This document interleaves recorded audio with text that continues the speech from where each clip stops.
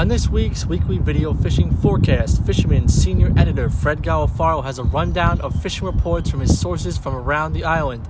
I have a video I shot earlier in the week on targeting early season blackfish from a kayak, plus anglers like you reporting in from around the island, all here at thenewfisherman.com. The fishing news is sponsored by these fine partners. The striped bass season opens today, and there are plenty of fish around for opening day, especially to the west. More on that later, but now let's check in with News 12 meteorologist Rich Von Ohlen. Rich? Okay, thanks, Matt. Hey, everybody. Let's check the weekend forecast and see what we got going on this weekend. Full swing now with the bass season kicking in. It looks like the weather's going to cooperate. Again, this is a general overview. You can always check out your favorite local weather sites to get your information, but I'll give you a heads up here. Water temps, 40s to near 50 now around Cape May, starting to pick up. It's looking pretty good there. A great weekend weather-wise overall. The waves will be a little choppy Saturday morning with a hard northwest breeze, but then really settling down. Look at the blue coming in, 2 to 4s, 4 to 8s go way offshore. Sound should be good. Saturday night, Sunday looks good. The whole day should be terrific. So that storm moving out. Saturday morning, a little bit lumpy, a little tough early. So if you get a late start Saturday, figure about midday afternoon, the winds will start to really come down nicely Saturday afternoon, Saturday night. And looks like Sunday, pick of the weekend in terms of winds. Really not that bad whatsoever. We're looking very good. And pretty much no big rain expected either. So high tides, mid-afternoon, North Shore, late morning, midday on the South Shore. Figures 50s to around 60, and same thing coming up for Sunday. So we're getting lucky here with these weekends. Check the guru quickly. There's your Saturday. And again, gusty northwest breeze early. And then settling down, 11 a.m., 2, 3, 4 p.m. It gets very nice right here, so we're okay. Sunday, is going to be great in terms of wind in the ocean, getting out there, going anywhere you want to go offshore. A very, very light breeze, and overall, that looks pretty good. So we are looking good yet again, getting lucky on these weekends. Be safe. Enjoy your weekend. Have a great one. Matt, back to you. Remember, be sure to check out News 12 for the latest weather before you head out on the water. Now let's check in with Fisherman senior editor Fred Golofaro. Fred? Hey, thanks, Matt. The fishing scene really seems to be coming alive. The east end of the island's still a little slow to get going, although that's going to change dramatically once we get near the end of the month and everybody's targeting those Peconic Bay, Gardeners Bay porgies. But right now, it's still kind of quiet out there. The west end, however, is another story. Things are really picking up in a lot of areas there, also along the South Shore. This weekend is looking pretty good. It's going to be sunny. We're not going to have to deal with any rain come Saturday and Sunday, but it is going to blow some Saturday.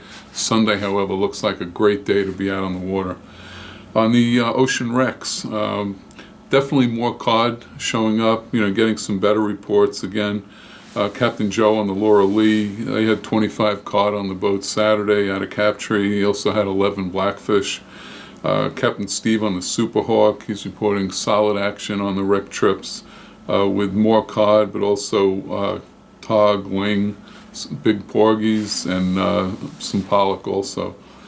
To the far west, Captain Dave out of Sheepshead Bay, he's been picking a few cod and tog, but on Sunday he's doing a special 3 a.m. mudhole cod trip, so that should be interesting.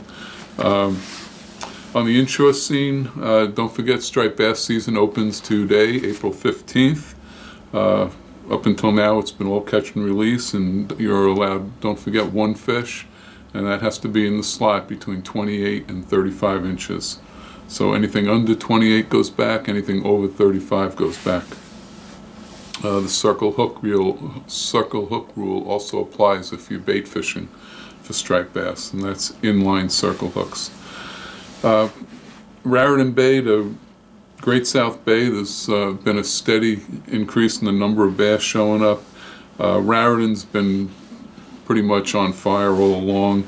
Jamaica Bay produced a lot of fish. I know last weekend there was some catches, and even prior to the weekend, guys from shore catching 30 to 40 bass. And not all those little schoolies, a good number of those 10, 12-pound fish in the mix also. Up on the North Shore, Little Neck Bay, Manhasset Bay, Hempstead Harbor producing fish to 20 pounds now, and some days, some nights, some pretty decent numbers also. A lot of this bass fishing, especially with the shore guys, has been on swimming plugs like SP minnows or soft plastics. Kayakers, I know kayakers up in Little Neck Bay were doing a job trolling worms, tube and worm combos. There's schoolies spread out on the North Shore out to as far east that we know of, Mount Sinai Harbor, some in Port Jeff Harbor, and that better fishing is just going to keep spreading east. On the South Shore, as I mentioned, Great South Bay, there's fish there. Haven't heard anything yet from Rich's, Shinnecock, but again, that's going to happen. Don't be surprised if some bluefish show up too within the next week or two. We've had them show up the second half of April several times over the past decade. Definitely, like I said, bigger fish to the west. Gianca Lopalo nailed a 30-pounder from shore. He was on the west end of the island, didn't say which shore, but still a nice fish, and there are more and more of those bigger fish starting to show up. Hey, and the first weakfish of the season, and that's early. The earliest I ever caught a weakfish in my 60-somewhat years was April 17th, and that's when we had a lot of weakfish around. So this is early. It was caught by Ed Sloop. Checked it in at North Country Bait and Tackle, and it was caught inside Setauket Harbor. He was dunking a worm for flounder, and yes, he did manage to catch one flounder also. Blackfish, again, continuing to improve as water temperatures move closer to that 50-degree mark. Again, better to the west. There are some on Cholera, the AB and Rockaway Reefs, the Western Bay Bridges. My cohort, Matt, he managed one blackfish during a quick outing near the Montauk Bridges on Tuesday. Jamaica Bay, we've got Joey and Cheryl Kalo. I think this couple fishes, I think, just about every day. They're sending me photos. But they've been picking away pretty consistently at flounder and tog in Jamaica Bay using worms and mussels. And Mike Leone aboard the Real Mayhem, fishing in the Western Sound, used a jig. He sent me a photo of a nice tog he caught on the weekend also. Flounder, there's a few. Honestly, the best catches I'm hearing of are 2 or 3 fish. But there's some coming out of Great South Bay, places like Dickerson Channel. There's some places like Tanner Park Pier occasionally. And hey, speaking of Tanner Park Pier, there's one gentleman who comes into Bob's Bait and Tackle in Amity Harbor, came in to replace a broken rod. He's been catching blackfish off the pier on fish bites, no natural bait, and he's been catching them pretty good. And he had one fish so big he tried to lift it up onto the dock and broke his rod in half. So that's why he was in Bob's. So you just never know. I mean, even, had good blackfishing right off the Robert Moses Pier, places like that. So don't overlook those places either. And again, as the water temperature's warm, blackfishing should be better. Unfortunately, the door closes on the tog just when it's probably going to be getting good, and that's the end of April. It's just the month of April. Trout. DEC just dumped another load of nice brown trout, two-year-old brown trout, some up to 16 inches. I know that West Lake and Patchogue and Upper Lake were both stocked on Tuesday, and again, those are real quality trout for put and take. So if you're still looking for something to do, you don't have the boat ready, or it's too windy to get out on the bay or the ocean, don't overlook the trout fishing here on the island. Matt, back to you. Mark your calendar for the Hempstead Harbor Anglers Everything Fishing Show. Saturday, April 25th. The doors open at 11 a.m. Call 516-852-0422. Earlier in the week, I launched my Hobie Kayak for the quest for some early season blackfish. Check out this short video if you'd like to try the same. Don't be afraid to target tog inshore in the spring on your kayak. Let's get started. Early season, safety is a #1 priority. Actually, all the time, safety is a #1 priority, but mostly in your early season due to the colder water temperatures. Always wear PFD on a kayak. Dress warm. Keep your cell phone handy in case there's an emergency. Aside from my PFD, what I like to do is wear a set of boots on my feet, waterproof boots that makes kayaking and launching my kayak a lot easier in these conditions. You don't want to get your feet wet because if you have cold feet, a day in the water is very miserable, especially this time of the year. Typically with blackfish, kind of spots you want to try in the spring would be around structure, pilings, jetties. Deeper in the bay is a little better because you have warmer waters. 50 degrees is about that magic water temperature mark. Once it hits that, you're pretty much good to go. So when I'm on a kayak, typically I like to use a rod with a short butt with a longer top section, typically 6.5 to 7 feet, something I can swing around the front of the kayak if the fish decides to run that way. Right now I'm using a rod I can use like a 1/2 ounce jig, a 3/4 ounce jig. Remember, we're going light here. We're trying to go the lightest as possible to feel those bites and get those hits from those picky tog. My ideal rod this time of the year, especially for targeting tog on the kayak, is this light St. Croix Legend tournament rod. This is a 6'8" rod, so it falls between 6.5 feet and 7 feet. What I'm doing is using small blackfish jigs. This is a 1/2 ounce jig tied direct to 30-pound leader material. It's about a 3-4 foot section. Usually I use heavier leader when fishing for blackfish, but I'm trying to really scale down to get those picky fish to hit a little easier. Also, I'm connecting to my 10-pound braid off my reel with a uni to uni knot. Keep it really light, keep it really simple, and you're gonna get those hits. There's an array of different baits that you could use in the springtime for targeting blackfish. Green crabs, sandworms, clams are another one. So this time of the year, the fish can be really finicky, so I do like to use smaller pieces of crab for blackfish. So I'll start by trimming the claws off. Then I'll take the crab, I'll cut it right in half. And what I'll do is, I'll take the piece like this, small little piece as you can see, pop the top shell off, throw that away, and I'll use a piece about that big for blackfish this time of the year. My method for hooking a crab like this on a small jig is to go in one leg hole and out another one, just like that. The crab's gonna stay on the best possible way like this. When I approach structure, I like to work all the nooks and crannies and pilings of it to search out for these fish. Remember, they're hiding in the structure. You have to find them, you have to drop your jig on them. Prodding around these tight quarters is the way to catch fish, and use the kayak to your advantage. You have hands-free use with the Hobie kayak. You can use the foot pedals and maneuver in and out of these little structures. It gives you a lot of advantage when going for blackfish in these tight quarters. One of the keys to being successful this time of year while blackfishing is to keep your jig very stationary, and a tool that will help you do that is an anchor. So it is important to anchor up when blackfishing off a kayak. In the spring, these fish are really lethargic. Cold water temperatures doesn't have them feeding aggressively, so you really have to wait on these bites. You're gonna feel small taps that almost feel like a small bagool bite, but in reality, they actually are larger blackfish hitting it, and the key is to be patient, give them that bait, and wait for that bigger hit to come and set the hook on them. When it comes to netting a fish on a kayak, having a short handle floating net is ideal. Makes the job a lot easier.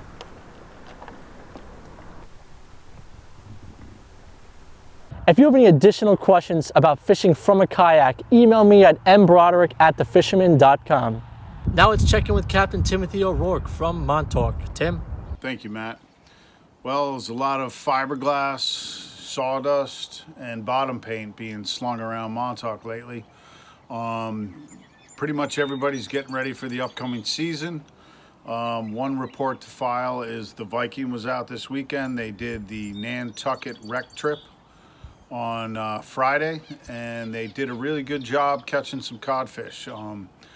Little Steven Jr. reports that the good anglers were catching up to 20 cod, getting their limit, and pretty much everybody was averaging 8 cod per person. In regards to their offshore tile trip, they did pretty good. They had tough conditions. Drifting was pretty fast, so they picked away at fish on every drift, but the really good experienced offshore anglers did pretty well. In regards to everything else here in Montauk, everybody's pretty much getting ready for the season. A lot of bait in the bay, a lot of bait on the south beaches, really big schools of bunker everywhere, which is pretty much happening across the island. Few reports of some small bass being caught, but I haven't fully verified that. So hopefully by next week I'll be able to make sure that that's a solid report. And the weather's looking great for this weekend, so I'm going to give it a shot myself. Hopefully we got a lot of good fishing to report. Otherwise, get ready for a great season. And back to you, Matt. Thank you. With our fly and freshwater report, we have Paul McCain from River Bay Outfitters. Hello, Matt. Well, it's been a great week again. This past week, I actually did a little guiding out of the Kayak quad, took Big Bob out. We caught some nice fish. We had to figure it out. There were ants. I saw ants crawling around, so I tried an ant pattern, and that turned them on. They were looking for him. He had two really, really nice fish. It was a good day. He was happy. He left happy. That's all I care about. He left happy. Now, this past week, this Monday, I actually took a group of my friends and customers up to show them all the different rivers up in just north of Long Island. Very short drive. It was great. Some of them went fishing. Duck Dennis, actually, he'd rather eat lunch. He went fishing and he caught a few trout. It's a beautiful area up here. Not that hard to get to, and it's a really, really nice place. And if you stop at the shop, I'd be more than help you out and get your permits and all that. So other than that, it was salt water. Birds are working. I never saw ospreys by my house feeding on all the bunker. Did see a few splashes. Did know that James and LIR Tom and his Stephanie, they all went fishing on the North Shore on a western bay and had stripers. That's Stephanie. She's killing them. She's doing unbelievable. Plus, she was also down in South Carolina a few weeks ago and got this huge redfish. She's very fishy. So until next week, tie lines. From Shinnecock, let's check in with Mike Dean from all the news from the East End.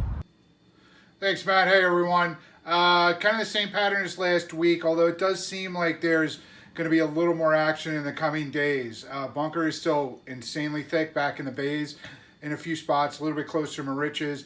Unfortunately, still some seals kind of lingering around. I got excited when I saw a dead bunker washed up with some nice hefty tooth marks in it, thinking maybe the blues got here early, but no such luck. It was a seal. So there are some small bass being caught, like deep back in like creeks, and obviously anything that's feeding out into the bay at outgoing tide once that water's warmed up from during the day. Tremendous amount of fish west of us, obviously. Was lucky enough to get the nod the other night to go to a spot in Jersey and got my first one of the season, looking for a nice local first one of the season this week. So we have that going on. I'm going to go on the hunt right after filming this. And as it usually goes, I'll probably catch one after this is filmed. There's some flounder around. I've bumped into a few guys back in the bay that have gotten a few on worms. We actually did get, that's one of the only stripers I heard of being caught, at least during the day, was a guy going for flounder and got that. So, just watch the signs, look for the bait, keep going at it, and any day now it's really going to get pretty good for some spring fishing. Okay, until next week, back to you, Matt. Thanks. Captain Mike Sentry has the latest from Staten Island. Good evening, Matt, Tim, and Fred. Hope all is well. Well, folks, from Anglers of Legend Sportfish, Captain Mike Sentry here. Well, folks, delivering another week of non-stop drag peeling action. Started off the week with Angler Jack from Long Island on board. Jack, well, from his words, he had a blast and reached his personal best record on striped bass, both in quality and quantity. This day, a few dozen bass were caught and released.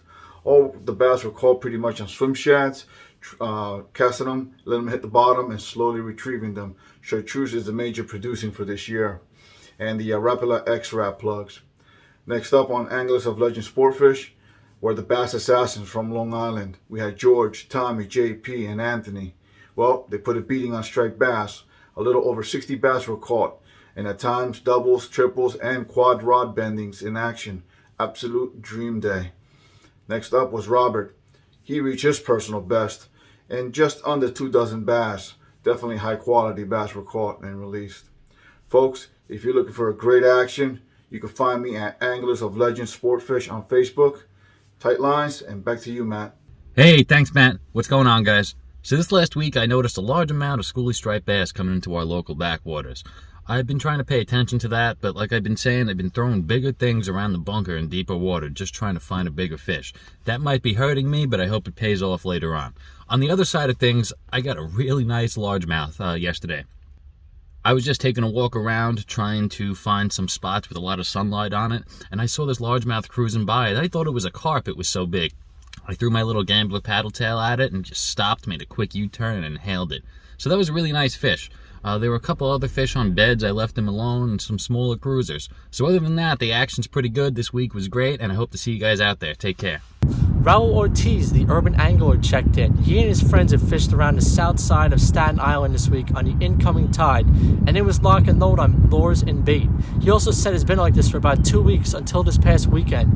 Raul feels the bigger fish have moved on, but there should be another wave of fish or two coming through in the next few weeks. All the fish were in the 15 to 30 pound range and were safely released. For all you anglers to the east, these fish are coming to you.